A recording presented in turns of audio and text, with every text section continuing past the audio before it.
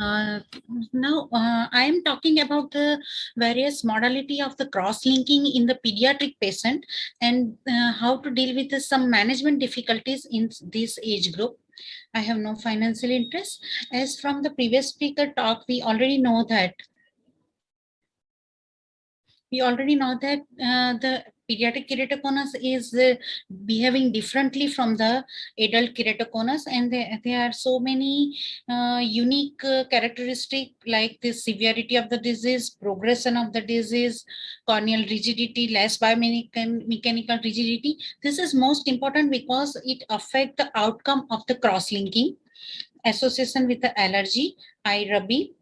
So the treatment modalities available for the pediatric keratoconus is same as the adult, but it is very important in the pediatric group that treat the underlying pathology and hold the progression of the disease that is most important.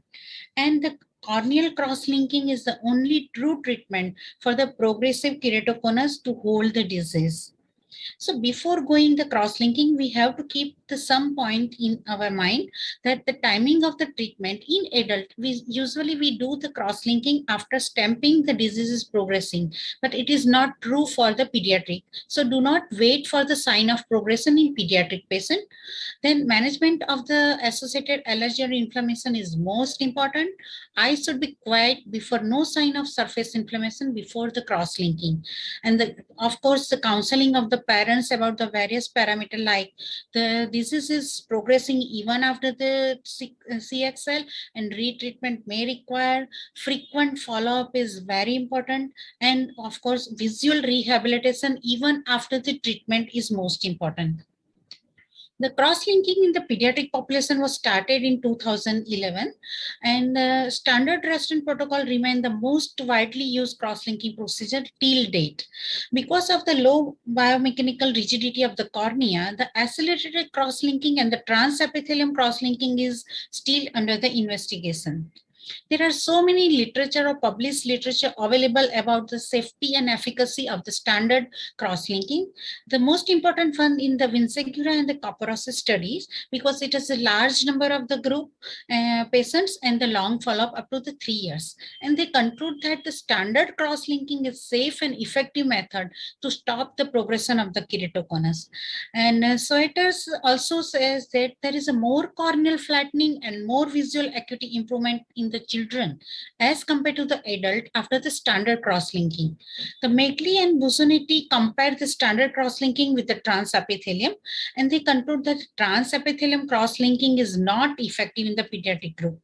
But all the studies, they says that the standard cross-linking are very good for the pediatric eye, but they all have a maximum follow-up up to the 3 years. The long-term study done by the Hedsey and Hafezi shows that the pediatric keratoconus show the progression after the 36-month or the 3 years follow-up, even after the standard cross-linking, which was not reported into the adult patient. And they conclude that the higher rate of corneal collagen remodeling, persistent eye rubbing, and the presence of the vernal keratoconjunctivitis may be responsible for the continuation of the progression of the disease in the children even after the cross-linking. Although the standard cross-linking is gold standard, but it has its own negative point, like it requires the epithelial scraping. It has a very long treatment time. So sometime in the pediatric group, we need the general anesthesia. There is a more postoperative pain, more stromal haze which lead to the late visual rehabilitation, and the vision threatening complication like infection may be possible. So between 2016 to 2019, the multiple other cross-linking procedures have been studied, like accelerated cross-linking and various modality of the transepithelium cross-linking. The accelerated cross-linking is comfortable to use in the children as it is a significantly reduce the treatment time. There are many studies, but it was first studied in 2014 by Dr. Sethi. And there are another 8 studies between 2014 to 18. They all conclude that the accelerated cross-linking, so a stabilization and beneficial clinical outcome in the pediatric keratoconus. It seems an effective and safe procedure in this age group, but we have to keep in mind that all studies have a very short-term follow-up, and long-term study is necessary to evaluate the efficacy and risk spectrum. The transepithelium cross-linking has been reported as a very easy technique in the children because it is a no-touch protocol. There is a no epithelial scraping required, so you can do it under the topical anesthesia. There is a reduced postoperative pain, no risk of infection, and less stromal haze. Various modalities of transepithelium cross-linking like conventional, accelerated, or iontophoresis all are studied for the pediatric age group. The only difference between the conventional transepithelial cross-linking and the standard gold Dresden protocol is that there is no corneal epithelial scraping is required. All the other parameters remain the same. And there is some change in the riboflavin solution that contain the trimetamol and the sodium EDTA, which enhance the penetration through the intact corneal epithelium. The three studies, they studied the conventional transepithelium cross-linking in pediatric. They says that the conventional transepithelium cross-linking is less effective as compared to the epi-off cross-linking in the pediatric patient, and most children progress after the some period. Only the Magley reported there is no statistically difference in the efficacy between the standard epi-off and the standard transepithelium approach, but there is no long-term data is available. Then Henrique that studied the transepithelium accelerated cross-linking for the pediatric age group, and he used the riboflavin that contained the 0.25% riboflavin, 1% at HPMC, and the BAK, and administered every 5 minutes for 30 minutes, and then he used the UVA radiation that is 18 millivolt for 5 minutes. He concluded that there is no statistically significant difference in the various parameters between the conventional transepithelium group and the accelerated transepithelium group.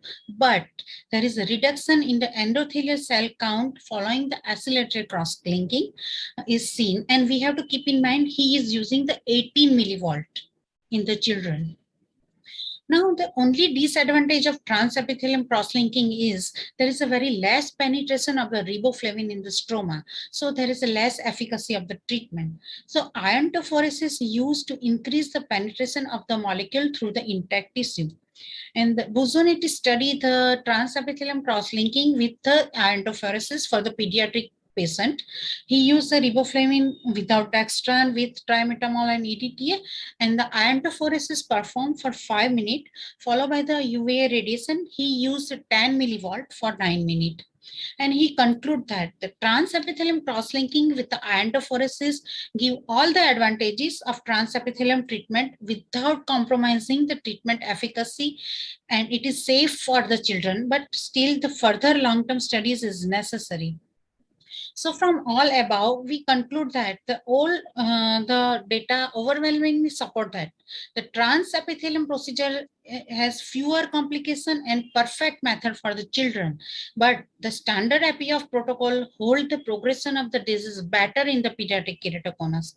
However, neither procedure has been found to completely hold the disease for long period in the pediatric keratoconus. Now we come to the management difficulty. We know all this difficulty that is under diagnosis or late diagnosis, poor compliance, high rate of progression of the disease, short-term effect of the treatment, management of comorbidity is most important, and the modification of the treatment may require. The another some difficulty is the choice of the anesthesia. So according to the patient age, mental status, and the cooperation ability, either you can choose the general anesthesia or the topical anesthesia. But if you are using the accelerated method or the transepithelium method, you can do it under the topical anesthesia. The one important point is the limbal stem cell damage. The study says that there is oxidative nuclear DNA damage can occur in the layer of the corneal epithelial cell at the limbus through the cross-linking. And to avoid this, in the adult, it is very easy to proper fixing the eye, but it is required the person go operation, and it is very difficult in the children to maintain the fixation. So one can use the limbal protection ring, and now the newer machine have a tracking device which constantly monitor the fixation. And the recent one and most easy one, that is the sleep lamp mounted cross-linking. It is, we all know that it is very difficult to take the child into the operation theater and make them sleep for the 1 hour. So if we do it, the procedure in the OPD with the sleep on the sleep lamp with the presence of their parents nearby, it is very comfortable. And study also says that by using the comfortable sitting position and providing a red fixation light on the slit lamp, the patient was able to fix it more easily than the supine position. And this device is now available, of course, not in the India, but it is available. Treatment of the VKC, we all know. And visual rehabilitation is most important for the pediatric age group. And after the treatment, cycloplegic refraction and the proper prescription is important. Okay, 1 minute. Frequent follow-up, use of contact lenses above the children above the 14 years of age, and the parent counseling that patient child wearing the glasses is most important. Post-operatively, we have to take care about the microbial keratitis, epithelium healing. You can require the patching of the eye in the children for the proper epithelium healing because they are frequent eye rubber. And the so my take-home message is the cross-linking in the pediatric population is new field with a promising result and good safety profile. The cross-linking should be considered at the time of diagnosis without waiting the documented progression. Till that, the standard resident protocol remain the gold standard for the pediatric patient. But the newer cross-linking procedure shows a promising result. But further studies is required to check the safety and efficacy of the procedure. Thank you.